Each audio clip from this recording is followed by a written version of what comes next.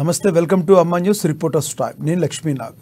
రాజకీయాల నుంచి క్రీడల వరకు రాష్ట్రంలో జరిగే ప్రతి అంశాన్ని, తెలంగాణ ప్రజలకు కావాల్సిన విషయ సమాచారం మొత్తాన్ని సమగ్రంగా క్షుణ్ణంగా మా ప్రతినిధుల ద్వారా చర్చించి మీకు చేరవేసేదే రిపోర్టర్స్ టైం.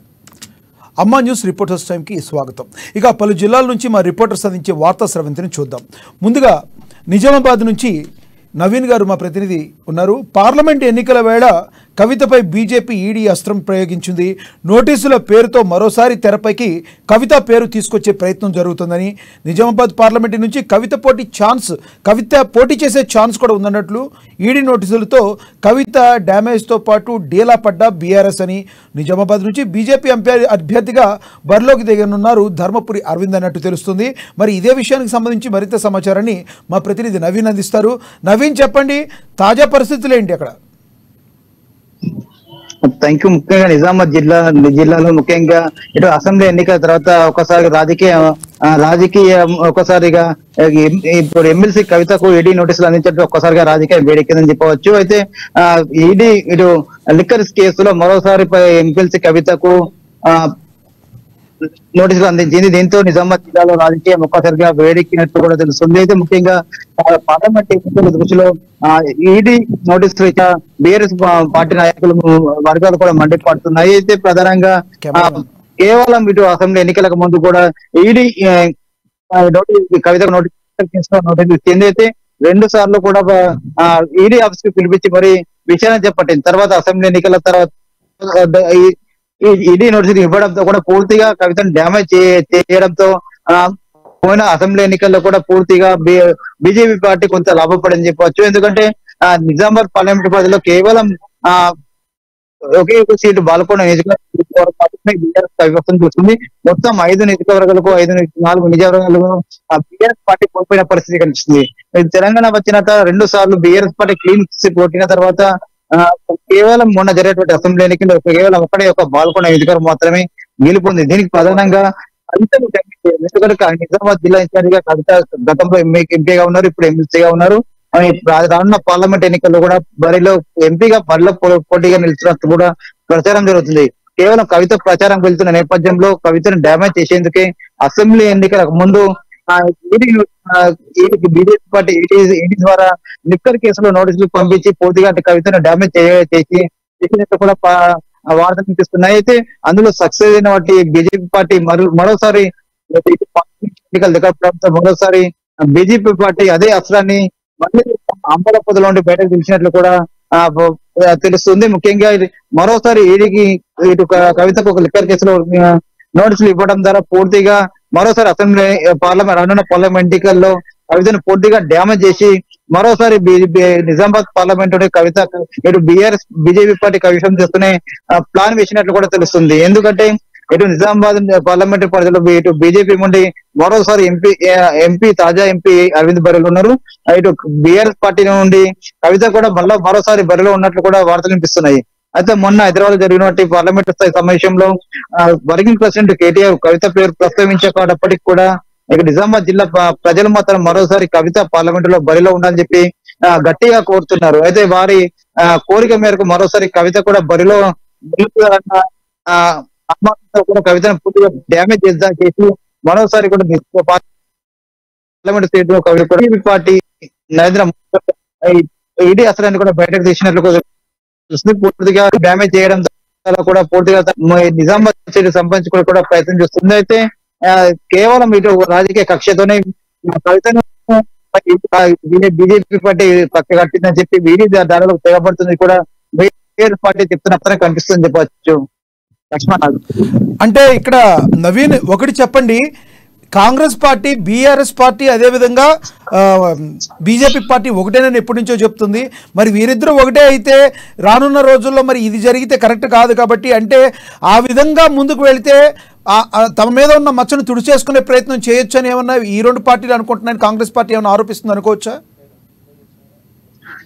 ఖచ్చితంగా అనుకోవచ్చు. ఎందుకంటే ముఖ్యంగా ఇటు గత కొన్ని నెలలుగా ఇటు Congress party, BJP party, BRS party 2 ఒకటే అని చెప్పి వచ్చింది. ఎన్నికల్లో మొన్న జరిగిన అసెంబ్లీ ఎన్నికల్లో కూడా ఇటు 2 ఇదే నినాదం తీసుకెళ్లడంతో కూడా కాంగ్రెస్ పార్టీకి అసలు లాభపడిందని చెప్పవచ్చు. ఎందుకంటే కేవలం బీజేపీ పార్టీకి ఇచ్చిన, బీఆర్ఎస్ పార్టీకి ఇచ్చిన ఖచ్చితంగా బీఆర్ఎస్ పార్టీ అధికారంలోకి వస్తే మళ్ళీ బీఆర్ఎస్ పాలన కొనసాగుతుంది. ఈ పాలన రావద్దంటే కాంగ్రెస్ పార్టీకి అయితే వేయాలి, తమ బతుకులు మారాలంటే కాంగ్రెస్ గెలిపించాలని చెప్పి ప్రజలు కూడా పూర్తిగా కాంగ్రెస్ వైపు చూసిన పరిస్థితి కనిపిస్తుంది. అయితే పార్లమెంట్ అయితే బీజేపీ బీఆర్ఎస్ పార్టీ కూడా రానున్న ఎన్నికల్లో కూడా కేవలం బీజేపీ బీఆర్ఎస్ పార్టీ రెండు ఒకటి నినాదంతో మరోసారి పార్లమెంట్ ఎన్నికలు వెళ్లే ప్రయత్నం చేస్తుంది. దీన్ని చెక్ పెట్టాలంటే ఖచ్చితంగా కవితపై ఈడీ నోటీసులు ఇవ్వాలి. దీని ద్వారా కూడా నిజామాబాద్ జిల్లా పార్లమెంట్ లో పూర్తిగా వేరు, బీజేపీ పార్టీ వేరే అనే నినాదం ప్రజలకు వెళ్తుంది. కాస్త లాభపడచ్చు అనే ఉద్దేశంతోనే ఇచ్చినట్లు కూడా వార్తలు వినిపిస్తున్నాయి. కాంగ్రెస్ పార్టీ చెప్తూ వస్తుంది. అయితే కేవలం ఇటు ఈడీ నోటీసులు ఇవ్వడం ద్వారా కూడా ఇద్దరు వేరే రెండు పార్టీలు కూడా భద్ర శత్రువులు అనే నినాదం ప్రజలకు తీసుకెళ్లే ఉద్దేశంతోనే కూడా ఇది నోటీసులు ఇచ్చినట్లు కూడా చెప్తున్న పరిస్థితి మాత్రం కనిపిస్తుంది. మొత్తం మీద చూసుకున్నట్లయితే ఏదేమైనప్పటికీ కూడా కవితకు ఇటు పార్లమెంట్ ఎన్నికల దగ్గర పడడంతో కవితకు ఈడీ నోటీసులు ఇవ్వడం కూడా ఒక నిజామాబాద్ పార్లమెంట్ పరిధిలో ఒక చర్చనీయ అంశంగా మారని చెప్పవచ్చు. అయితే ప్రస్తుతానికి మాత్రం తాను ఈడీ నోటీసులు అందుకున్నటువంటి కవిత ఈ కేసు సుప్రీంకోర్టులో ఉంది. కావున తను విచారణకు రాలని చెప్పింది. అయితే రానున్న రోజుల్లో ఈడీ మరి ఎలాంటి నిర్ణయం తీసుకుంటుందో, ఇది నిజామాబాద్ పార్లమెంటు పరిధిలో ఎవరికి లభిస్తుంది, ఏ పార్టీకి లాభం చేకూరుతూనే వేచి చూడాల్సిన పరిస్థితి ఉందని చెప్పవచ్చు. లక్ష్మీనాగ్. నవీన్ చెప్పండి, ఇదే విషయానికి సంబంధించి అంతకుముందు కూడా ఈడీ నోటీసులు కవితకి ఇవ్వడం జరిగింది. అయితే అంతకుముందు కూడా ఈడీకి నోటీసులు అందుకున్నప్పటికీ కూడా కవిత సహకరించలేదు. ఈసారి కూడా నేను రాలేనని చెప్పారు.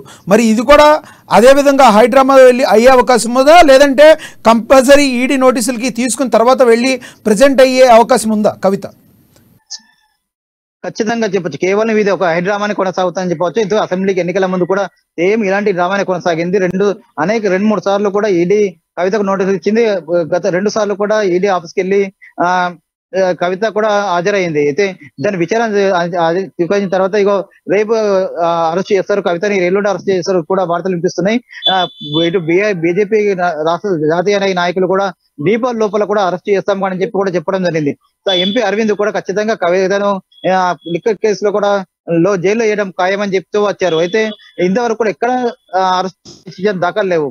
కేవలం అసెంబ్లీ ఎన్నికల్లో ఒక హైదరాబాద్ సృష్టించారని చెప్పి కూడా కాంగ్రెస్ పార్టీ చెప్తున్న పరిస్థితి కనిపిస్తుంది. అయితే మరోసారి పార్లమెంట్ ఎన్నికలు దాడంతో కూడా ఇదే డ్రామా మరోసారి కూడా ప్రభుత్వం అవుతుందని చెప్పి కూడా కాంగ్రెస్ చెప్తున్న పరిస్థితి కనిపిస్తుంది. కేవలం ఇప్పటికైతే కవిత అక్కడికి ఈడీకి ఆఫీస్ గా విచారణకు హాజరు కానప్పటికీ కేవలం నోటీసుల ద్వారా మామ అనిపిస్తారని చెప్పి కూడా ఇక్కడ ఉన్నటువంటి కాంగ్రెస్ పార్టీ నాయకులు చెప్తున్న పరిస్థితి మాత్రమే కనిపిస్తుంది. ఖచ్చితంగా ఇటు తప్పు కవిత ఈడీ లిక్కర్ కేసులో ఖచ్చితంగా ఉంటే మాత్రం ఇప్పటి వరకు అరెస్ట్ చేయాలి, ఎప్పుడో అసెంబ్లీ ఎన్నికల ముందే అరెస్ట్ చేయాలి. కానీ కేవలం ఒక హైదరాబాద్ సృష్టించడం, ఇంతకు ముందు చెప్పుకున్నట్లు కూడా బీఆర్ఎస్ పార్టీ బీజేపీ పార్టీ రెండు ఒకటే కాదని చెప్పి ప్రజలకు తీసుకెళ్లడానికి ఒక హైదరాబాద్ చేస్తుందని చెప్పి కూడా ఇక్కడ ఉన్నటువంటి ప్రజలు విశ్వసిస్తున్న పరిస్థితి మాత్రం కనిపిస్తుందని చెప్పవచ్చు. Okay, thank you Naveen. అదేవిధంగా మనం చూసుకుంటే కాంగ్రెస్ ఎమ్మెల్సీ అభ్యర్థులు ఖరారయ్యారు. బల్మూరి వెంకట్, మహేష్ కుమార్ను ఖరారు చేసింది కాంగ్రెస్ అధిష్టానం. అద్దంకి దయాకర్కు బదులుగా మహేష్ కుమార్కు అవకాశం ఇచ్చింది అధిష్టానం. చివరి నిమిషంలో అభ్యర్థుల మార్పు జరిగింది. చివరి నిమిషంలో అభ్యర్థుల మార్పు ఏమైతే జరిగిందో దీని గురించి మరింత సమాచారాన్ని మా ప్రతినిధి రాంబాబు అందిస్తారు. రాంబాబు, చెప్పండి మీ దగ్గర ఉన్న సమాచారాన్ని. కాంగ్రెస్ ఎమ్మెల్సీ అభ్యర్థులు ఖరారయ్యారు. బల్మూరి వెంకట్, మహేష్ కుమార్ను ఖరారు చేసింది అధిష్టానం. అద్దంకి దయాకర్కు బదులు మహేష్ కుమార్కు అవకాశం ఇచ్చింది అధిష్టానం. చివరి నిమిషంలో అభ్యర్థుల మార్పు కూడా జరిగే అవకాశం ఉంది. మరి ఇదే విషయానికి సంబంధించి మరింత సమాచారాన్ని మా ప్రతినిధి రాంబాబు అందిస్తారు. రాంబాబు, మీ దగ్గర ఉన్న తాజా సమాచారాన్ని చెప్పండి.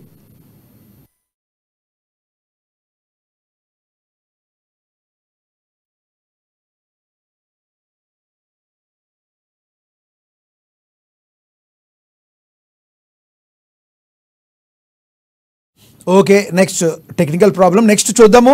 అదేవిధంగా మెదక్ జిల్లా గురించి చూసుకుంటే సంగారెడ్డి జిల్లా సమగ్ర అభివృద్ధి సంక్షేమంపై ప్రభుత్వం ఫోకస్ పెట్టినట్టుగా తెలుస్తుంది. సీఎం రేవంత్ రెడ్డి ఆదేశాలతో త్వరలోనే అభివృద్ధి సంక్షేమంపై సమీక్ష నిర్వహించే అవకాశం కల్పిస్తుంది. ఇప్పటికే నివేదికలు పూర్తి చేసిన మంత్రి దామోదర్ రాజనరసింహ అన్ని శాఖల కార్యకలాపాలపై నివేదికలు ఇవ్వాలని అధికారులు కోరుతున్నట్లుగా తెలుస్తుంది. ఇదే విషయానికి సంబంధించి మరింత సమాచారాన్ని మా ప్రతినిధి సునీల్ అందిస్తారు మెదక్ నుంచి. సునీల్, చెప్పండి మీ దగ్గర ఉన్న సమాచారాన్ని. రెడ్డి తెలంగాణ రాష్ట్ర అభివృద్ధి పెట్టిన నేపథ్యంలో తాజాగా సంగారెడ్డి ఉమ్మడి సంగారెడ్డి జిల్లాలో జరుగుతున్నటువంటి అభివృద్ధి కార్యక్రమాలు, సంక్షేమ పథకాలు, మరోవైపు ఇప్పటి వరకు ప్రభుత్వం చేపట్టినటువంటి సంక్షేమ పథకాలకు సంబంధించినటువంటి 6 గ్యారెంటీ హామీల అమలు, మరోవైపు ఇప్పటికే 2 గ్యారెంటీ హామీలు అమలు అవుతున్న నేపథ్యంలో సంగారెడ్డి జిల్లాకు సంబంధించి సమగ్ర నివేదికను అందించాలని చెప్పి ఇప్పటికే సమీక్షించిన నేపథ్యంలో జిల్లా మంత్రి దామోదర్ రాజనరసింహ సమక్షంలో ఇప్పుడు త్వరలోనే జిల్లా స్థాయి సమీక్ష సమావేశం నిర్వహించేందుకు అధికారులు ఏర్పాటు చేస్తున్నారు. అయితే ఇప్పటికే రాష్ట్ర మంత్రి దామోదర్ రాజనరసింహ అధికారులకు అంటే జిల్లా స్థాయి అధికారులకు స్పష్టమైనటువంటి ఆదేశాలు ఇచ్చారు. నివేదికలు రూపొందించాలి, ఎక్కడ ఎలాంటి అవసరాలు ఉన్నాయి. ఇప్పుడు ఉదాహరణకు వైద్య శాఖ కనుక మనం చూసుకున్నట్లయితే ఇప్పటికే చాలా చోట్ల భవన నిర్మాణాలు ప్రభుత్వ ఆసుపత్రులకు సంబంధించి కానివ్వండి, పిహెచ్సిలు, సిహెచ్సిలు, అదేవిధంగా ఆ, ఆ, ప్రభుత్వ ఖాళీలు అంటే వైద్య శాఖలో ఉన్నటువంటి ఖాళీలు, విద్యాశాఖలో ఉన్నటువంటి ఖాళీలు, అదేవిధంగా కావాల్సినటువంటి మౌలిక వసతులు, పాఠశాల భవనాలు, ఇట్లా అనేక సంక్షేమ పథకాలకు సంబంధించి, అదేవిధంగా ప్రభుత్వ కార్యాలయాలు, అదేవిధంగా కావాల్సినటువంటి మౌలిక వసతులు అన్నిటిపై కూడా సమగ్రంగా నివేదిక రూపొందించి సిద్ధంగా ఉంచాలి. త్వరలోనే జిల్లా స్థాయి సమీక్ష సమావేశం ఉంటుంది. జిల్లా స్థాయి అధికారులందరూ కూడా పాల్గొనాలి. అధికారులంతా సమన్వయం ఏర్పాటు చేసుకొని ఖచ్చితంగా నివేదికను రూపొందించాలని చెప్పి కూడా ఇప్పటికే మంత్రి దామోదర్ రాజనరసింహ ఆదేశించిన నేపథ్యంలో జిల్లా స్థాయి అధికారులు, అన్ని శాఖల అధికారులు కూడా ఇప్పటికే నివేదికలు రూపొందించుకున్నారు. సమీక్ష సమావేశానికి ఏర్పాట్లు చేస్తున్నారు. మంత్రి ఆదేశాల మేరకు ఇవన్నీ కార్యాచరణ ఇప్పటికే రూపొందించారు. మంత్రి సమావేశానికి అవకాశం ఎప్పుడు కల్పిస్తే అప్పుడు నివేదిక, అదేవిధంగా జిల్లా ప్రణాళిక కూడా ముందుంచేందుకు ఆయా శాఖల అధికారులు ఇప్పటికే సిద్ధమయ్యారు. మనం చూస్తున్నాం, జిల్లా కలెక్టర్ కూడా ఇప్పటికే గతంలో పనిచేసినటువంటి డాక్టర్ శరత్ బదిలీ అయ్యారు. ఆయన స్థానంలో ఇప్పటికే నూతన కలెక్టర్ గా వల్లూరి క్రాంతి కూడా బాధ్యతలు చేపట్టారు. ఆమె బాధ్యతలు చేపట్టాక కూడా నివేదికలకు సంబంధించి కూడా ఆమె కార్యాచరణ రూపొందించారు. మంత్రి ఎప్పుడు అవకాశం ఇస్తే అప్పుడు సమీక్ష సమావేశాలకు హాజరవుతామని చెప్పి కూడా జిల్లా అధికారులు చెప్తున్నారు. దీన్ని బట్టి ఇప్పటికే రాష్ట్ర ప్రభుత్వము, అదేవిధంగా జిల్లా మంత్రి దామోదర్ రాజనరసింహ ప్రత్యేకమైనటువంటి చొరవ తీసుకుంటున్నారు. సంగారెడ్డి జిల్లా అభివృద్ధి, కావాల్సినటువంటి మౌలిక వసతులు, కావాల్సినటువంటి అవసరాలన్నిటిపై కూడా సమగ్రంగా నివేదికను రూపొందించి ఇప్పటికే అధికారులను ఆదేశించి విస్తృతంగా ఈ అంశాలను కూడా ఏర్పాటు చేసి సమావేశంలో విజయవంతం చేసేందుకు మరోవైపు బడ్జెట్ లో ఇప్పుడు ఫిబ్రవరి, మార్చి లో ఉండేటువంటి బడ్జెట్ లో కావాల్సిన కేటాయింపులు, అన్ని అంశాలపై కూడా ఆయన సమగ్ర నివేదిక కోరి మరోవైపు అభివృద్ధి ఫలాలు ప్రతి ఒక్క పేదరికి, అదేవిధంగా అర్హులకు అందాలని చెప్పి కూడా ఇప్పటికే దామోదర్ రాజనరసింహ సూచించినటువంటి పరిస్థితి ఉంది. ఎప్పటికీ రేవంత్ రెడ్డి ఆదేశాలు జారీ చేసే అవకాశం ఉంది? త్వరలో అంటే ఎప్పటికీ చేసే అవకాశం ఉంది? ఎంత టైం పట్టే అవకాశం ఉంది అంటారు?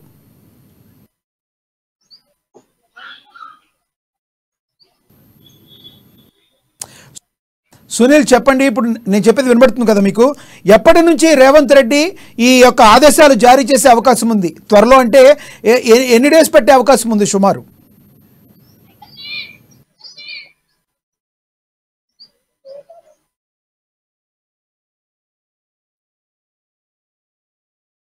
నెక్స్ట్ చూసుకుంటే ఖమ్మం చూసుకుంటే ఖమ్మం ప్రభుత్వ ఆసుపత్రిలో భోజన నిర్వహణలో భారీగా దోపిడీ జరిగింది.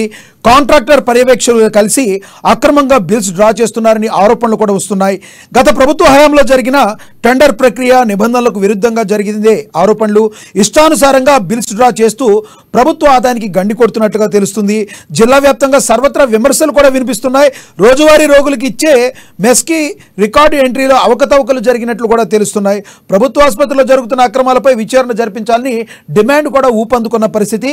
ఇదే విషయానికి సంబంధించి మరింత సమాచారాన్ని మా ఖమ్మం ప్రతినిధి ఉపేందర్ అందిస్తారు. ఉపేందర్, చెప్పండి మీ దగ్గర ఉన్న సమాచారాన్ని. ఖమ్మం ప్రభుత్వ ఆసుపత్రిలో రోగుల కోసం ఏర్పాటు చేసినటువంటి డైట్ కి సంబంధించిన అంశాల్లో తీవ్రమైనటువంటి అవినీతి అక్రమాలు జరుగుతున్నాయని చెప్పేసి అని కూడా ఖమ్మం జిల్లా వ్యాప్తంగా చర్చ జరుగుతా ఉంది.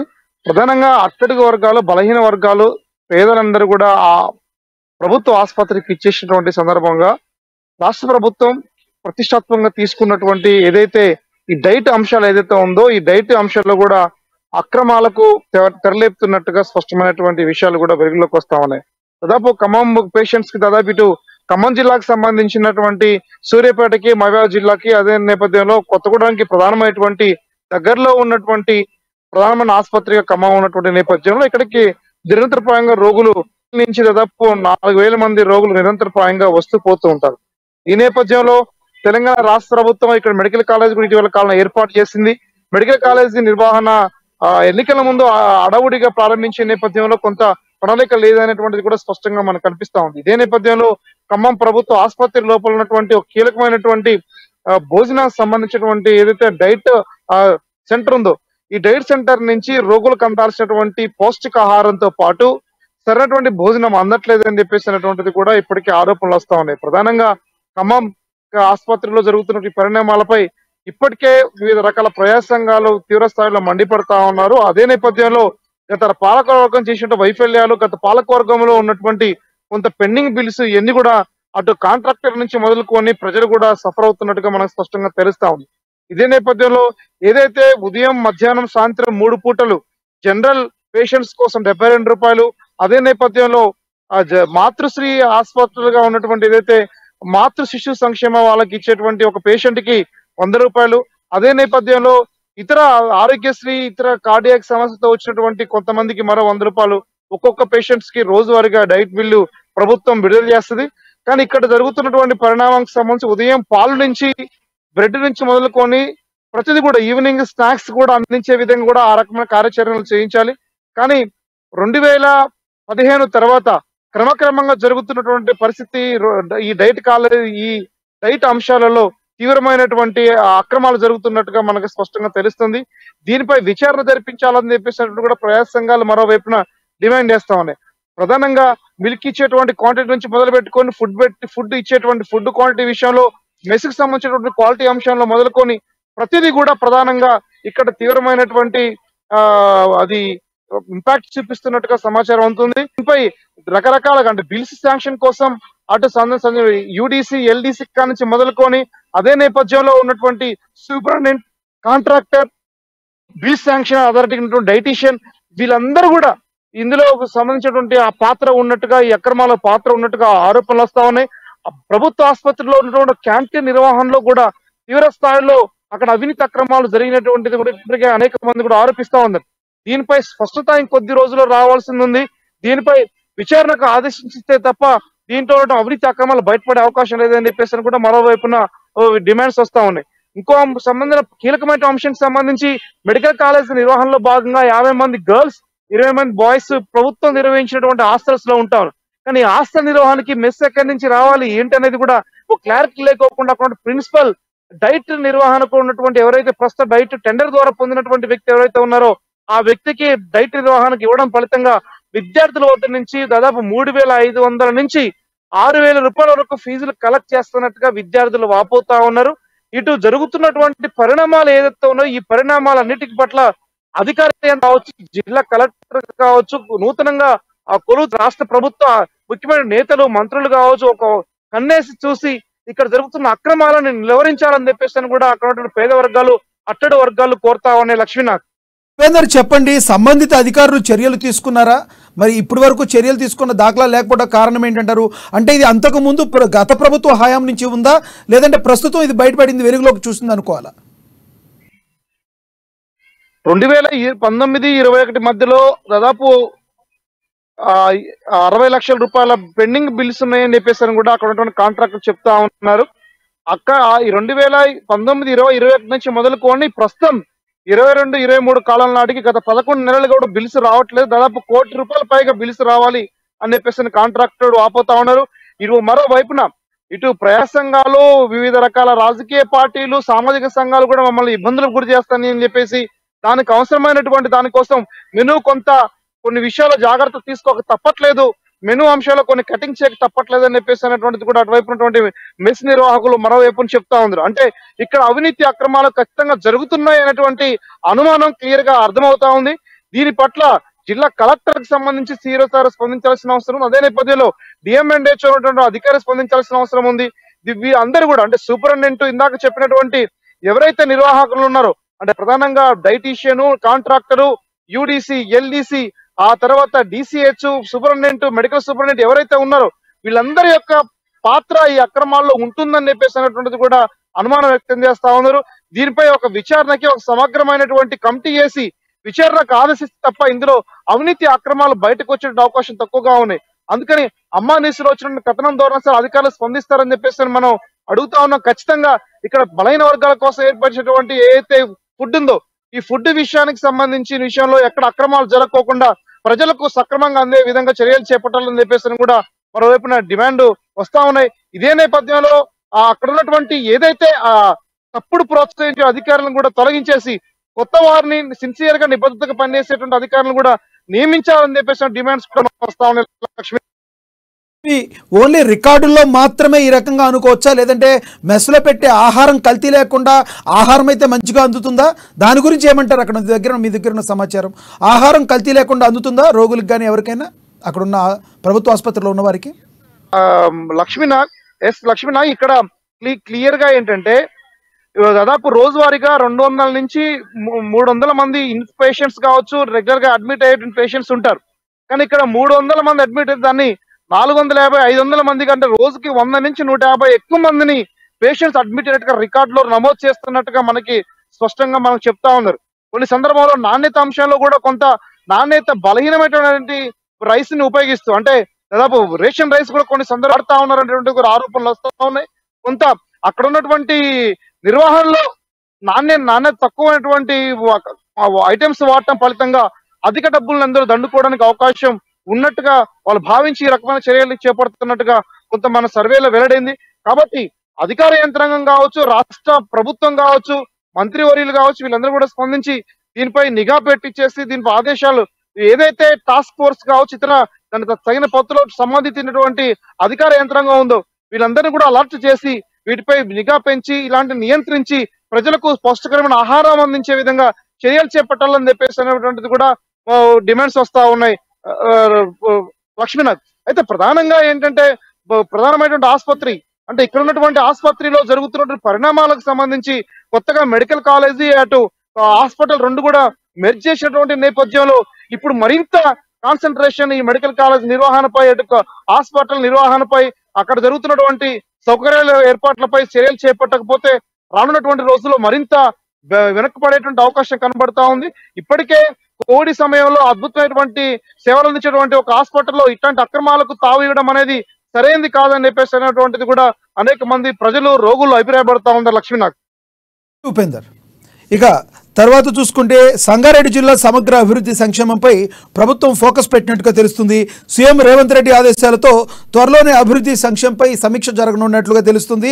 ఇప్పటికే నివేదికలు పూర్తి చేసిన మంత్రి దామోదర్ రాజనరసింహ అన్ని శాఖల కార్యకలాపాలపై మంత్రి నివేదికలు ఇవ్వనున్నారు అధికారులు. దీనికి సంబంధించి మా మెదక్ ప్రతినిధి సునీల్ అందిస్తారు. సునీల్, చెప్పండి. సీఎం రేవంత్ రెడ్డి ఆదేశాల మేరకు సంగారెడ్డి సమగ్ర అభివృద్ధిపై ఇప్పటికే అధికారులకు స్పష్టమైనటువంటి ఆదేశాలు ఇచ్చారు రాష్ట్ర మంత్రి దామోదర్ రాజనరసింహ. అన్ని అంశాలకు సంబంధించి, అదేవిధంగా అన్ని శాఖలకు సంబంధించి జిల్లా స్థాయి అధికారులు అభివృద్ధిపై, అదేవిధంగా సంక్షేమంపై ప్రణాళికలు అన్నిటి కూడా సిద్ధం చేయాలని చెప్పడంతో ఇప్పటికే జిల్లా స్థాయి అధికారులు ఆదేశాల మేరకు అన్ని అంశాలపై కూడా నివేదికలు సిద్ధం చేశారు. మంత్రి ఆదేశాల మేరకు సిద్ధం చేసినటువంటి నివేదికలను త్వరలోనే కీలకమైనటువంటి సమీక్ష సంగారెడ్డి కలెక్టరేట్ లో జరగబోతుంది. ఇందులో దామోదర్ రాజనరసింహ రాష్ట్ర మంత్రి ఆయన పాల్గొని ఆయన అధ్యక్షతన కూడా సమావేశం నిర్వహించేందుకు అధికారులు ఇప్పటికే ఏర్పాటు చేశారు. ఈ మేరకు జిల్లా అధికారులు కూడా ప్రణాళికలు రూపొందించారు. మరోవైపు జిల్లా స్థాయి అధికారులు ఇప్పటికే నివేదికలు రూపొందించి సిద్ధంగా వచ్చిన నేపథ్యంలో మంత్రి ఆదేశాలు, అదేవిధంగా మంత్రి సమీక్షించినప్పుడు సమావేశం ఏర్పాటు చేయడానికి సిద్ధమైనట్టు కూడా మాతో మాట్లాడుతూ జిల్లా అధికారులు చెప్పారు. మరోవైపు ఇప్పటికే పంచాయత్ జిల్లా కలెక్టర్ రాకేశ్వరకు బదిలయ్యారు. ఆయన స్థానంలో కొత్త కలెక్టర్ గా వల్లూరు క్రాంతి కూడా బాధ్యతలు చేపట్టాక ఆమె కూడా నివేదికలకు సంబంధించి, అభివృద్ధి ప్రణాళికకు సంబంధించి నివేదికలపై ఆమె సమీక్ష నిర్వహించారు. మంత్రి దామోదర్ రాజనరసింహ సమావేశాన్ని కూడా ఆమె సమీక్ష సమావేశం ఏర్పాటు చేసి అధికారులకు స్పష్టమైన ఆదేశాలు ఇచ్చారు. కాంగ్రెస్ పార్టీ అదేవిధంగా రాష్ట్రంలో ఏర్పడ్డాక ప్రభుత్వం స్పష్టమైనటువంటి ఆదేశాలు ఇచ్చింది. ప్రతి సంక్షేమ పథకం అర్హులకు అందాలి, అనర్హులకు అందేందుకు అవకాశం లేకుండా చూడాలని చెప్పి కూడా జిల్లా అధికారులకు బాధ్యతలు ఇచ్చారు. గతంలో మనం చూసాం బీఆర్ఎస్ ప్రభుత్వంలో ఏ సంక్షేమ పథకం కావాలన్నా కూడా అప్పటి స్థానిక బీఆర్ఎస్ ఎమ్మెల్యే ఆధిపత్యంలోనే జరిగేది. ఆయనకు ఇవ్వాలి, ఆయనకే దరఖాస్తు చేసుకోవాలి.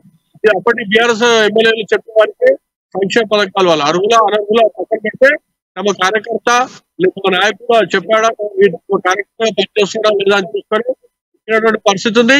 మనం చూసాం కొంతమందిలో ప్రభుత్వం పెద్ద అబాస్ పాలైంది.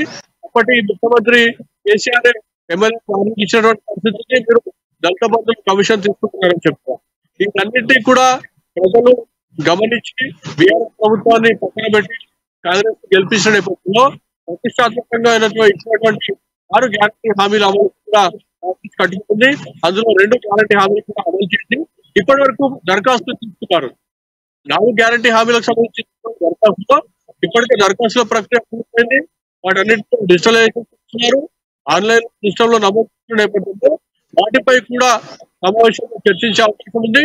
ప్రతి ఒక్క అర్హుడికి వాటితో ఖచ్చితంగా ప్రతి ఒక్క అర్హుడికి సంక్షేమ పథకాలు ఇవ్వాలని చెప్పి కూడా ఇప్పటికే రాష్ట్ర ముఖ్యమంత్రి అదేవిధంగా జిల్లా మంత్రి కూడా స్పష్టం చేసిన నేపథ్యంలో అధికారులు అందరూ కూడా అదే పనుల్లో పొలములుగా కూడా చెప్పవచ్చు. అయితే త్వరగా జరగబోయేటువంటి కీలకమైన సమావేశం సంగారెడ్డి అభివృద్ధికి ఎంతో దోహదపడుతుందని చెప్పి కూడా మనం భావించవచ్చు. Thank you Sunil. అదేవిధంగా మంచిర్యాల నియోజకవర్గం అభివృద్ధిపై ఫోకస్ పెట్టారు ఎమ్మెల్యే. ఎన్నికల్లో ఇచ్చిన హామీలను నెరవేరుస్తున్న ప్రేమ్సాగర్ రావు అని తెలుస్తుంది. మున్సిపాలిటీలో అభివృద్ధి పనుల్లో వేగం పెంచారు ఎమ్మెల్యే. సంక్రాంతి కానుకగా ప్రతి ఇంటికి 2 గంటల మంచినీరు సరఫరా చేస్తున్నారు. కార్మికుల సంక్షేమమే ప్రభుత్వ ధ్యేయంగా ఎమ్మెల్యే ప్రేమ్సాగర్ దూకుడు పెంచారని తెలుస్తుంది. మున్సిపల్ కార్మికురాలు సుజాతను సన్మానించారు ఎమ్మెల్యే.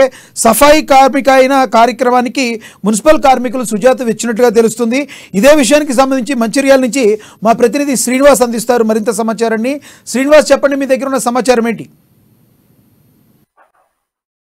ఎన్నికల్లో ఇచ్చినటువంటి హామీల్లో భాగంగా మంచిర్యాలతో పాటు నస్పూర్ మున్సిపాలిటీ పరిధిలో ఉన్నటువంటి తాగునీటికి సంబంధించినటువంటి కార్యక్రమాలు చేపట్టారని చెప్పొచ్చు. ఇటు తాగునీటికి సంబంధించినటువంటి నిత్యం సరఫరా అయ్యేటువంటి గోదావరి సమీపంలో ఉన్న గోదావరికి సంబంధించిన మిషన్ భగీరథ కార్యక్రమం భాగంగా గతంలో ప్రారంభించినటువంటి ఏదైతే గత ప్రభుత్వం బీఆర్ఎస్ పార్టీ స్థాపించినటువంటి మిషన్ భగీరథకు సంబంధించినటువంటి తాగునీటికి సంబంధించినటువంటి నిత్యం ఇబ్బందులు తలెత్తినటువంటి నేపథ్యంలో ప్రస్తుతం కాంగ్రెస్ పార్టీ అధికారంలోకి రాగానే ఎమ్మెల్యే ప్రేమ్సాగర్ ఏదైతే ఎన్నికల్లో ఇచ్చినటువంటి హామీలో భాగంగా తాగునీటి నిత్యం సరఫరా చేస్తానని ఇచ్చినటువంటి హామీని డిసిసి అధ్యక్షురాలు కొక్కిరాల సురేఖతో కలిసి తాను సంక్రాంతి పండుగ కానుకగా తాగునీటి నిత్యం 2 గంటల పాటు తాగునీటి సౌకర్యాన్ని అందించే విధంగా చర్యలు చేపట్టారని చెప్పొచ్చు. మరి ఈ క్రమంలోనే మొన్న సంక్రాంతి పండుగ పురస్కరించుకొని ఇటు ఇరిగేషన్ అధికారులు ఎవరైతే ఉన్నారో మిషన్ భగీరథకు సంబంధించిన ఈలతో పాటు ఇట్లా ఉన్నటువంటి కాంగ్రెస్ పార్టీ నాయకులతో పాటు కలిసి దానికి సంబంధించినటువంటి కార్యక్రమాలను పూజా కార్యక్రమాలు నిర్వహించి దానికి సంబంధించినటువంటి నిత్యం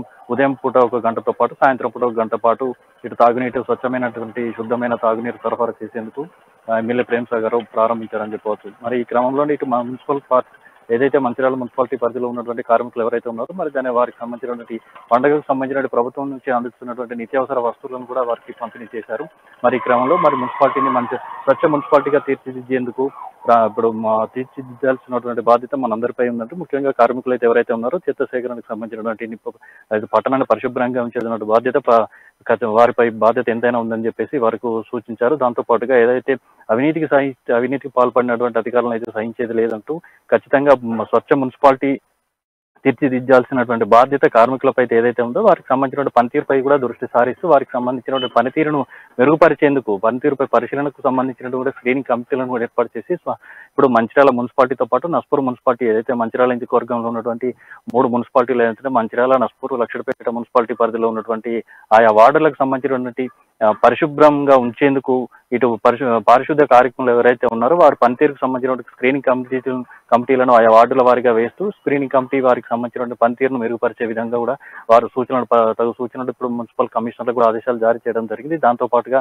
ఎన్నికల్లో ఇచ్చినటువంటి హామీలు ఎవరైతే ఉన్నారో స్వయం సహాయక సంఘాల గ్రూపులు, మహిళా డ్వాక్రా గ్రూపులు ఎవరైతే ఉన్నారో వారికి సంబంధించినటువంటి కూడా మహిళా భవనాన్ని నిర్మించేది కూడా ఇటు చర్యలు చేపట్టారు. దానికి సంబంధించినటువంటి స్థల పరిశీలన కూడా చేయడం జరిగింది. అయితే ఈ క్రమంలోనే ఇటు మంచిర్యాల మున్సిపాలిటీతో పాటు నస్పూర్ మున్సిపాలిటీకి 45 కోట్ల చొప్పున అభివృద్ధి పనులు చేపట్టే విధంగా ప్రణాళికలు కూడా రూపొందించినట్టు ఇటీవల సమావేశంలో వెల్లడించారు. దానికి సంబంధించినటువంటి కాంగ్రెస్ పార్టీ అధికారంలోకి రాగానే ఇంతకుముందు గత పరిపాలన ఉన్నటువంటి బీఆర్ఎస్ పార్టీ పరిపాలన ఉన్నటువంటి అభివృద్ధికి ఏమాత్రం నోచుకోకుండా నీరుగారిపోయి అభివృద్ధిని విస్మరించి ధనార్జనే ధ్యేయంగా ఇటు కేవలం పార్టీల పైరవీలకే పరిమితమైనటువంటి గత మాజీ ఎమ్మెల్యే దివాకర్ రావుకు సంబంధించినటువంటి ఒక సవాల్ కూడా విసిరినటువంటి సందర్భం కూడా ఇంతకుముందు గతంలో వారు సవాల్ చేసినట్టు కూడా చెప్పుకోవచ్చు. ఇక్కడ అయితే ఏంటంటే మీరు 10 ఏళ్ళలో చేసినటువంటి పాలనలు మేము 30 రోజుల్లో చేసి చూపిస్తాం, మీ 10 ఏళ్ళలో చేయనటువంటి అభివృద్ధి ఏ విధంగా ఉందో 30 రోజుల అభివృద్ధి ఏ విధంగా ఉంది అనేది ప్రజలే చూస్తారు, ప్రజలకు ఇచ్చినటువంటి హామీని ఏ విధంగా నెరవేరుస్తున్నాను అని చెప్పేసి సవాల్ విసురుతూ 30 రోజుల్లో నా అభివృద్ధి ఏంటి చూడండి అని చెప్పేసి సవాల్ విసిరారు. అదే క్రమంలోనే ఇటు పనులు, అభివృద్ధి పనులు మంచిర్యాల మున్సిపాలిటీ తప్పుడు మున్సిపాలిటీ మన గ్రామీణ ప్రాంతాల్లో ఉన్నటువంటి కూడా అభివృద్ధి కార్యక్రమాలు కూడా ఎన్నో ప్రారంభిస్తున్నారని చెప్పవచ్చు. అభివృద్ధి పనులకు సంబంధించిన కూడా పనులు వేగవంతం చేశారని కూడా చెప్పవచ్చు. నిత్యం తాను ఎమ్మెల్యేగా అధికారం చేపట్టినటువంటి 4వ రోజు నుంచే ప్రధాన రహదారి, జాతీయ రహదారికి సంబంధించిన మరమ్మతు పనులతో పాటు నూతనంగా అభివృద్ధి జాతీయ రహదారిని సుమారు చెన్నై నుంచి 15 లక్షలు వెచ్చించి నూతన షీట్లు తీసుకొచ్చి మా జాతీయ రహదారి రైల్వే ఓవర్ బ్రిడ్జ్ ఏదైతే ఉందో దానికి సంబంధించిన మరమ్మతు పనులు చేయడం, దాంతో పాటుగా ఇప్పుడు గ్రామీణ ప్రాంతాల్లో ఉన్నటువంటి గూడెం లిఫ్ట్ ఇరిగేషన్ ద్వారా కూడా వ్యవసాయ పంటలకు సాగునీటికి సంబంధించిన సాగునీరు అందించేందుకు కూడా లిఫ్ట్ ఇరిగేషన్ ద్వారా గూడెం సత్యనారాయణ స్వామి ఎత్తిపోతల పథకం ద్వారా నీటిని విడుదల కూడా చేయడం జరిగింది. దాంతో పాటుగా నెక్స్ట్ ఈ క్రమంలోనే ఏదైతే మున్సిపల్ పరిధిలో ఇచ్చినటువంటి హామీ ఏదైతే ఉందో తాగునీటి, స్వచ్ఛమైన తాగునీరు గత ఎండాకాలం అంటే గతంలో 10 ఏళ్ల పాటు తాను అధికారంలో లేకపోయినప్పుడు కూడా తనకు ఉన్నటువంటి ట్రస్ట్ ద్వారా తాగునీటికి ఇబ్బందులు పడుతున్నటువంటి వార్డుల వారిగా ప్రజలకు సంబంధించినటువంటి ఎన్నో కష్టాలు తాను చూశానని, తనకు ట్రస్ట్ కు సంబంధించినటువంటి కూడా నిత్యం ప్రతిరోజు ట్రాక్టర్ల ద్వారా తాగునీరు సరఫరా చేశాను, తాగునీటితో పాటు నిత్యావసరంగా వాడుకునేందుకు కూడా నీటిని సరఫరా చేసినటువంటి సందర్భాలున్నాయి. ఆ క్రమంలో ఆ సమస్యలను దృష్టిలో ఉంచుకునే ముఖ్యంగా మున్సిపాలిటీ పరిధిలో ఉన్నటువంటి తాగునీటి సమస్యతో పాటు నిత్యావసరంగా వాడుకునేందుకు కూడా నీటిని సరఫరా చేసిన ప్రధాన దృష్టి కేంద్రీకరించారని చెప్పవచ్చు. మరి ఈ క్రమంలోనే సంక్రాంతి పండగ కానుకగా ముందేస్తూ చెప్పినట్టు ఏదైతే ఉందో పండగ కానుకగా ప్రజలకు మున్సిపల్ పరిధిలో ఉన్నటువంటి ప్రజలకు నస్పూర్ మున్సిపాలిటీతో పాటు ఇటు మంచిర్యాల పట్టణంలో కూడా మన డిసిసి అధ్యక్షురాలు సురేఖతో కలిసి పూజా కార్యక్రమాలు నిర్వహించి దానికి సంబంధించినటువంటి తాగునీరు నిత్యం ప్రతిరోజు 2 గంటల పాటు, ఉదయం 1 గంట పాటు, సాయంత్రం కూడా 1 గంట పాటు కూడా శుద్ధమైన నీరు సరఫరా చేసేందుకు తాగునీటికి సంబంధించినటువంటి వాడుకోవచ్చు. ఇటు నిత్యం ఇతర అవసరాలు కూడా వాడుకునే విధంగా స్వచ్ఛమైన తాగునీటిని సరఫరా చేస్తున్నారని చెప్పేసి చెప్పవచ్చు. మరి ఈ క్రమంలో చూసుకున్నట్టయితే కాంగ్రెస్ పార్టీ అధికారంలోకి వచ్చిన తర్వాత గతంలో ఇందిరమ్మ పాలన ఏ విధంగా ఉందో ఇప్పుడు కూడా ప్రస్తుతం మళ్ళీ అదే పాలన, గత 10 ఏళ్ల పాలనలో నీరుగాలిపోయినటువంటి అభివృద్ధి పనులు అనేది ఇప్పుడు వేగవంతం అయిపోయాయని చెప్పేసి అయితే తాను చెప్పినటువంటి ఏదైతే హామీలు అయితే ఉన్నాయో హామీలను 100% నెరవేరుస్తానని కాంగ్రెస్ పార్టీ ప్రభుత్వం ఏదైతే ఉందో కార్మికుల సంక్షేమంతో కూడా ప్రజా సంక్షేమం దృష్టిలో ఉంచుకుని ప్రజా సంక్షేమే ధ్యేయంగా పార్టీ పనిచేస్తుందని చెప్పేసి ప్రేమ్ సాగర్ చెప్తున్నటువంటి పరిస్థితి మనకు కనిపిస్తోంది. మరి క్రమంలో అభివృద్ధి పనులు ఇంత వేగంగా జరుగుతుండటంతో పార్టీ అధికారంలోకి వచ్చినటువంటి నెల రోజుల్లోపే ఎన్నో సంక్షేమ పథకాలతో పాటు ఇటు అభివృద్ధి పనులు కూడా మొదలు కావడంతో ఇంత హర్షం వ్యక్తం చేసినటువంటి పరిస్థితి మనకు కనిపిస్తా ఉంది. ఇక్కడ ముఖ్యంగా చెప్పండి శ్రీనివాస్, ఎమ్మెల్యే ప్రేమ్ సాగర్ ఏవైతే అభివృద్ధి పనులు చేస్తున్నారో అభివృద్ధి పనుల గురించి మరి నియోజకవర్గ ప్రజలు ఏమనుకుంటున్నారు ప్రస్తుతం? అదే చెప్తున్నా, ఇప్పుడు ప్రస్తుతం ఎట్లయితే ఉందో ఇంతకుముందు తాగునీటికి ఎంతో ఇబ్బందులు పడినటువంటి సందర్భాలు ఉన్నాయి. ఇప్పుడు తలాపునే గోదావరి ఉన్నా కూడా కనీసం చుక్క నీరు తాగునీటికి సరైనటువంటి అందినటువంటి పరిస్థితులు కూడా మనకు కనిపించలేదు. ఎందుకంటే మంచిర్యాల పట్టణంలోనే ఇటు కాలేజీ రోడ్ పరిసర ప్రాంతంలో గోదావరి పరివాహ ప్రాంతం గోదావరి ప్రవహిస్తూ ఉంటుంది.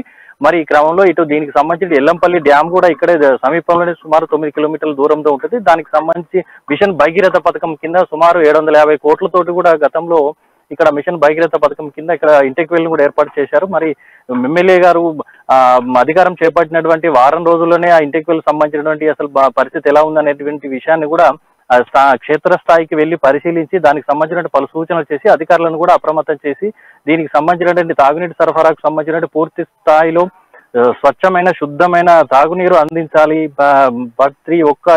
ప్రతి ఇంటికి కూడా తాగునీటి కటకట రాకుండా ఇంతకుముందు ఎండాకాలం కావచ్చు, అటు వేసవి కాలంతో పాటు ఇటు చలికాలంతో పాటు ఏ కాలంలో ఎప్పుడైనా కూడా ప్రతిరోజు తాగునీటికి ఇబ్బంది లేకుండా కూడా చూడాలని చెప్పేసి ఆదేశించినటువంటి నేపథ్యంలో వారు ఏదైతే పర్యవేక్షించి ఆదేశించినటువంటి ఆదేశాల మేరకు వీటి అధికారులు కూడా సమగ్రవంతంగా సక్రమంగా పనితీరు దీనికి సంబంధించినటువంటి పనులు కూడా పూర్తి చేయడం జరిగింది. మరి ఈ క్రమంలోనే ఈ రావడం ఇటు జాతీయ రహదారిపై మరమ్మతులు పని చేపట్టడం, ఇటు సాగునీటికి సంబంధించిన లిఫ్ట్ ఇరిగేషన్ పథకాల ద్వారా దానికి సంబంధించి సాగునీటిని విడుదల చేయడంతో పాటు మరిన్ని అభివృద్ధి కార్యక్రమాలు చేపడుతుండటంతో ప్రజలు కూడా తాము ఏదైతే నమ్మకంతో విశ్వాసం ఉంచి ఓటు వేసి గెలిపించుకున్నామో మా ఎమ్మెల్యే ఇక్కడ వారి హామీలు ఏదైతే ఎన్నికల్లో ఇచ్చినటువంటి హామీలన్నీ నెరవేర్చుకుంటున్నాడు, ఖచ్చితంగా నెరవేరుస్తున్నాడు. మరి రాబోయే కాలంలో కూడా మరిన్ని అభివృద్ధి పనులు చేస్తాయి. మరి పట్టణాన్ని సుందరీకరంగా చేసేందుకు కూడా పూర్తి స్థాయి ప్రణాళికబద్ధంగా కూడా చేసేందుకు అన్ని సిద్ధంగా ఉన్నారు, ఖచ్చితంగా చేస్తామన్న విశ్వాసం కూడా తమకు ఉందంటూ ప్రజలు కూడా హర్షం వ్యక్తం చేస్తున్నటువంటి పరిస్థితి కనిపిస్తా ఉంది ఇక్కడ.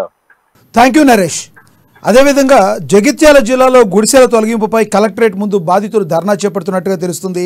నర్సింగాపూర్ ప్రభుత్వ భూమిలో అక్రమంగా వెలిసిన గుడిసెలను తొలగించారు.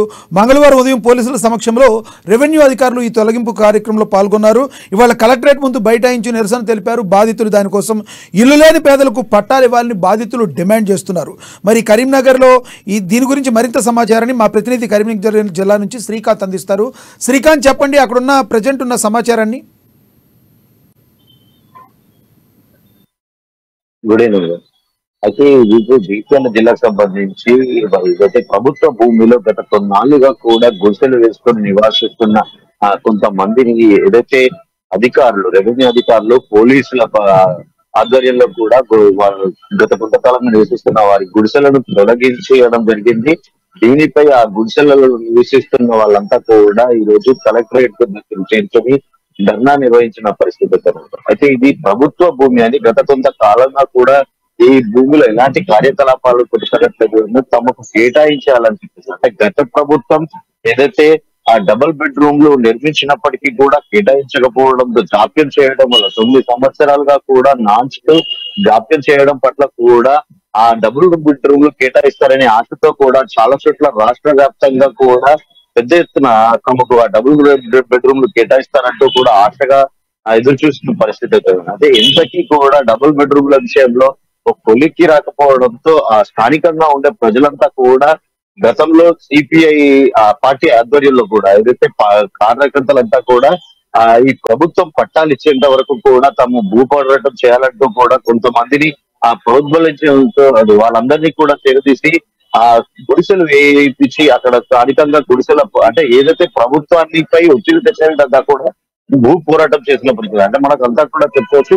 రాష్ట్ర వ్యాప్తంగా కూడా గతంలో భూ పోరాటం అంటే ఏదైతే వామపక్ష పార్టీకి సంబంధించి సిపిఐ పార్టీ పెద్ద ఎత్తున కూడా భూ పోరాటం సిద్ధమవుతూ ఉంటుంది.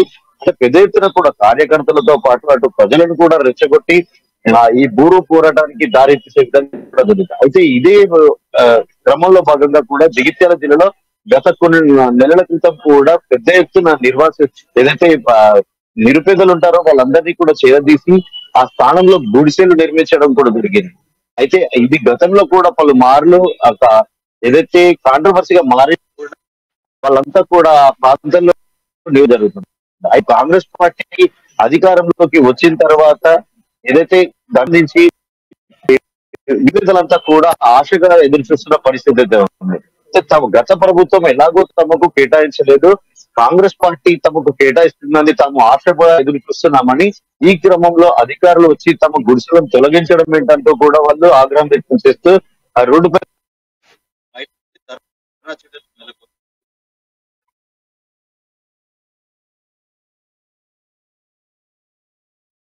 ముఖ్యంగా గుడిసెలు తొలగించిన వారికి బెడ్రూమ్లు ఏమన్నా కేటాయించారా? అంతకు ముందు ఏమన్నా ఆ కేటాయింపులు జరిగాయా, జరగలేదా? మీ దగ్గర సమాచారం ఏమైనా ఉందా?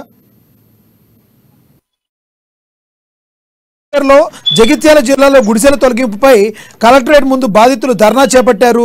నర్సింగాపూర్లో ప్రభుత్వ భూములు అక్రమంగా వేసిన గుడిసెలను తొలగించారు అధికారులు. మంగళవారం ఉదయం పోలీసుల సమక్షంలో రెవెన్యూ అధికారులు ఈ తొలగింపుకు పూనుకున్నారు. ఇవాళ కలెక్టరేట్ ముందు దీనికి సంబంధించి బాధితులు ఎవరైతే ఉన్నారో బైఠాయించి తమ యొక్క గోడును వెళ్లబోసుకున్న పరిస్థితి అయితే తెలుస్తుంది. ఇల్లు లేని పేదలకు పట్టాలు ఇవ్వాలని చెప్పి వారు డిమాండ్ చేస్తున్నారు. శ్రీకాంత్, చెప్పండి, గుడిసెలు తొలగించిన వారికి డబుల్ బెడ్రూమ్లు మంజూరు అయ్యాయా? మీ దగ్గర సమాచారం ఉందా?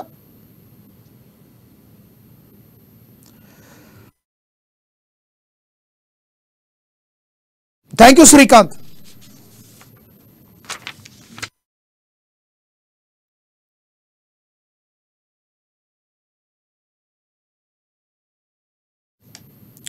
ఇక మహబూబ్ నగర్ జిల్లాలో హాట్ టాపిక్గా కల్తీ నూనె వ్యవహారం నడుస్తుంది.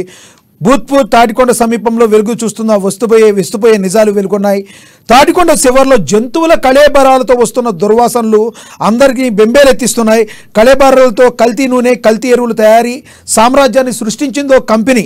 బొక్కల ఫ్యాక్టరీ ద్వారా గాజులపేట యువకులు ధర్నా చేపట్టారు. పశువుల కళేబరాలతో ఆయిల్ తీసే క్రమంలో కంపెనీల వల్ల గాలి కాలుష్యం ఏర్పడుతుందంటూ యువకులు నిరసన తెలియజేయడం జరిగింది. విషవాయువుల వల్ల పిల్లలకు శ్వాసకోశ వ్యాధులు వస్తున్నాయని ఫైర్ అవుతున్నారు. వెళ్ళిపోతున్నారు యువకులు.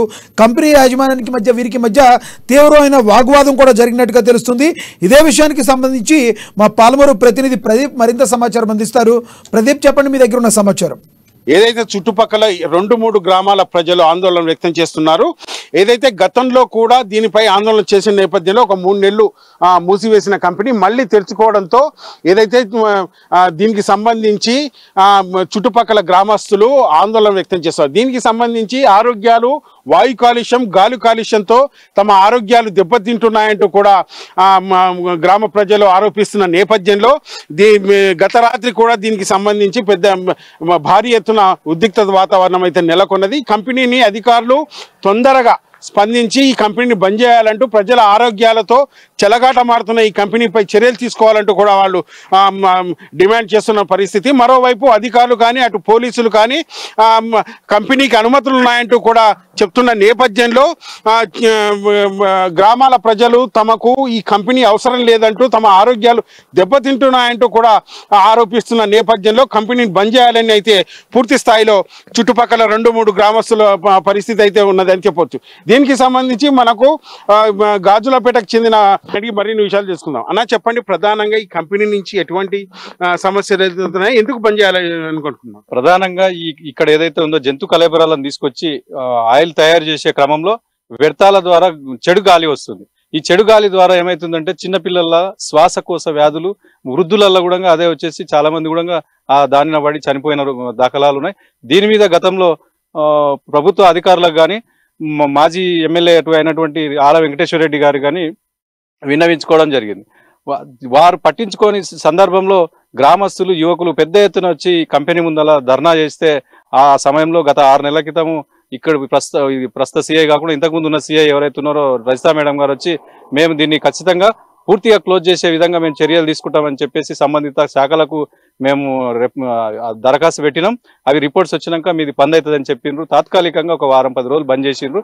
మళ్ళీ యథావిధిగానే కొనసాగుతుందని చెప్పేసి ఎన్నో రోజుల కొలిగా యువకులు అనుకుంటున్నారు కంపెనీ దగ్గర పోయి బంద్ చేపియాలి అది అనుకుంటున్న సందర్భంలో నిన్న ఏదైతే పండగ సందర్భంగా హైదరాబాద్ లో పనిచేసుకునే ఏదైతే యువకులు ఉన్నారో వాళ్ళు పండగకు వస్తున్న సందర్భంలో ఈ కంపెనీ దగ్గర రాగానే స్మెల్ వస్తుంది. అదే సమయంలో ఒక ఆటోలో జంతు కలైబరాలు వేసుకొని వచ్చి ఒక కంపెనీ దగ్గర ఆగితే వాళ్ళు ఆపి మేము బంద్ చేయమని చెప్పినాం కదా, మళ్ళీ ఎందుకు మీరు దాన్ని కొనసాగుతున్నారని చెప్పడంతో ఇక్కడున్న ఏదైతే లేబర్ ఉన్నారో ఆ కంపెనీకి సంబంధించిన లేబరు మీరెవరు అడగనీకి అని చెప్పేసి మా యువకులను కర్రలతోటి దాడి చేయడం వల్ల నిన్న అంతా కూడా దాదాపు గ్రామ యువకులు, గ్రామస్తులంతా కూడా వచ్చి కంపెనీ ముందల బైఠాయించడం జరిగింది.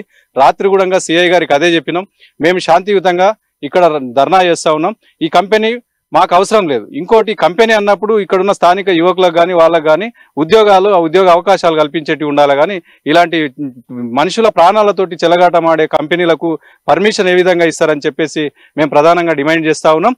ప్రభుత్వము దీనికి మేము మా గ్రామ సర్పంచ్ని కానీ పక్క గ్రామ సర్పంచ్లను అడిగితే దీంట్లో పెద్ద పెద్ద రాజకీయ నాయకులు కానీ ఉన్నత అధికారులు కానీ చేతులున్నాయి. మేము ఇంతకుముందు జరిగినప్పుడు పోయి ఎంక్వైరీ చేస్తే మాకు చాలా ఒత్తిడి వచ్చింది, పెద్ద వ్యక్తుల నుంచి ఫోన్లు రావడం జరిగింది, దీన్ని మేము ఏం చేయలేము మరి అని వాళ్ళు కూడా చేతులు ఎత్తేస్తున్నారు. దీనికి సంబంధించి కంపెనీకి సంబంధించి ఏదైతే లీగల్ గానే మేము వెళ్ళాము, లీగల్ గానే పర్మిషన్ తీసుకున్నాము, అన్ని ఫార్మాలిటీస్ పూర్తి చేశాము కాబట్టి ఈ కంపెనీ పెట్టామని కూడా దీని యాజమాన్యం చెప్తున్నారు. అయితే ఆ రోజు కూడా గ్రామానికి సంబంధించి గ్రామ పంచాయతీలో కూడా అనుమతులు తీసుకున్నామంటున్నారు. దీని మీద మీరేమంటారు? ఆ రోజుల్లో పక్క గ్రామం ఏదైతే ఉందో ఇది తాటికొండ శివారులో ఉంటుంది. ఆ రోజున్న గ్రామ సర్పంచ్కి వాళ్ళు ఏం చెప్పిరని చెప్తున్నారు.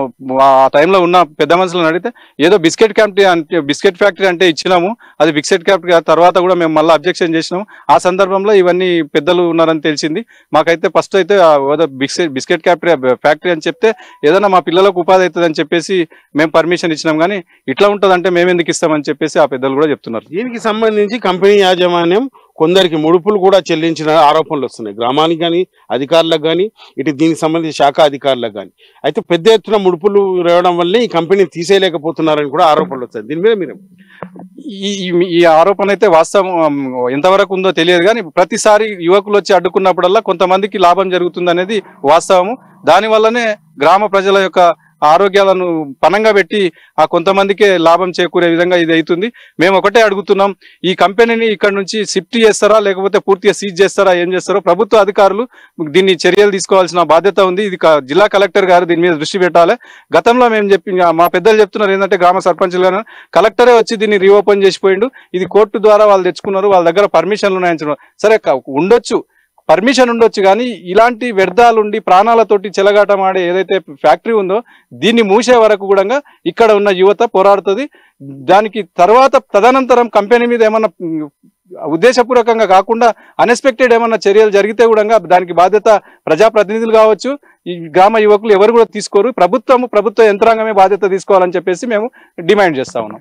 ఏదైతే ఈ కంపెనీకి సంబంధించి ఆరోగ్యాలు దెబ్బతింటున్నాయి, గాలి కాలుష్యం, తర్వాత శ్వాసకోశకు సంబంధించి చిన్నపిల్లలకు ఇబ్బందులు వస్తున్నాయి కనుక ఈ కంపెనీ తీసివేయాలంటూ ఆ రోజు ఏదైతే పర్మిషన్లు తీసుకున్న లీగల్ గా కంపెనీ యాజమాన్యం చెప్తుందో బిస్కెట్ ఫ్యాక్టరీకి సంబంధించి అనుమతి తీసుకున్నట్టు, మేము ఇక్కడ బిస్కెట్ ఫ్యాక్టరీ పెట్టబోతున్నట్టు కూడా అనుమతి తీసుకున్నారని, ఆ అనుమతులు కూడా ఈ రోజున రద్దు చేయాలంటూ కూడా గ్రామస్తులు డిమాండ్ చేశారు. మరోవైపు దీంట్లో పెద్ద ఎత్తున అధికారులకు ముడుపులు చెల్లించారంటూ కూడా చుట్టుపక్కల గ్రామస్తులు ఆరోపిస్తున్న నేపథ్యంలో ప్రధానంగా ఈ కంపెనీని ఏదైతే కాలుష్యానికి కారణమవుతున్న ఓకే, థ్యాంక్ యూ ప్రదీప్. ఇవి వాటి reports time updates. Keep watching అమ్మా న్యూస్, నిజం కోసం జనం కోసం.